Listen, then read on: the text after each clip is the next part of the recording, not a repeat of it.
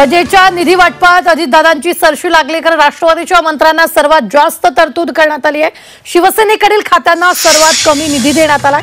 महायुतीत निधीवरून धुसफूस निर्माण होण्याची शक्यता वर्तवली जाते।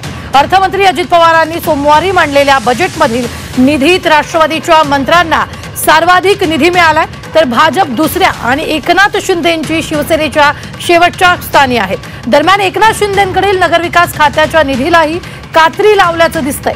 या निधी वाटपावरून पुढच्या काळात महायुतीत धुसफूस उफाळून येण्याची शक्यता आहे। पाहूया त्या संदर्भातला रिपोर्ट।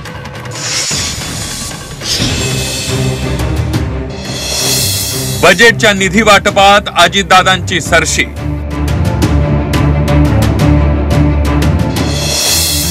राष्ट्रवादीच्या मंत्र्यांना सर्वात जास्त तरतूद।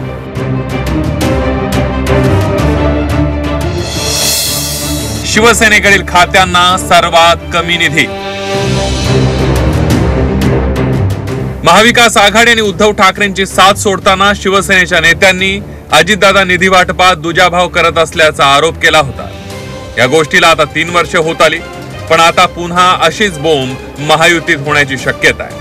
कारण अजितदादांनी अर्थसंकल्पात केलेली तरतूद पाहता सर्वात कमी आर्थिक तरतूद शिवसेनेच्या मंत्र्यांच्या खात्यांना करण्यात आली आहे। मुख्य बाब म्हणजे एकनाथ शिंदेंच्या खात्याला दिलेल्या निधीत गेल्या वर्षापेक्षा 10,000 कोटींनी कपात झाली आहे। भाजपच्या मंत्र्यांच्या खात्यांना 1 लाख कोटींचा निधी देण्यात आलाय।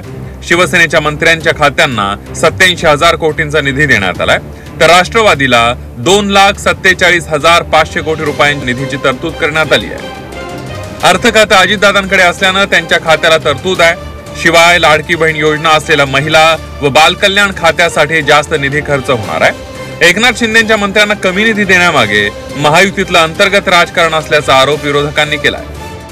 दोन्ही पक्षातला कुठला एक पक्ष चालतो। आता जो अजितदादांचा पक्ष तो तसा शांत आहे, कारण का त्यांना सत्तेत आलं हेच खूप जास्त आहे। त्यामुळे तो शांत असल्यामुळे आणि शिंदे साहेबांचं थोडंसं लोकांमध्ये चर्चा, लोकांमध्ये त्यांची संघटना असल्यामुळे उद्या जाऊन त्यांचा त्रास होऊ शकतो। या अनुषंगाने कुठेतरी शिंदे साहेबांच्या आमदारांना दाबलं जात आहे, म्हणजे उद्या जाऊन 25-30 आमदार हे बीजेपीकडे सरकले पाहिजे अशी इच्छा कदाचित बीजेपीची तिथे दिसते। शिवसेनेनं मात्र हे आरोप फेटाळले। खात्यांसाठी निधी वगैरे या गोष्टी वायफळ असल्याचं शिवसेना खासदार नरेश म्हस्केंनी सांगितलंय।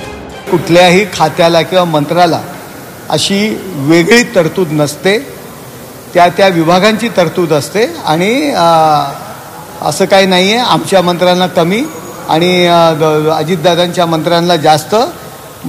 ज्या खात्याला ज्या विभागाला जो निधी असतो संपूर्ण महाराष्ट्रासाठी असतो, फक्त मंत्र्याकरता नसतो।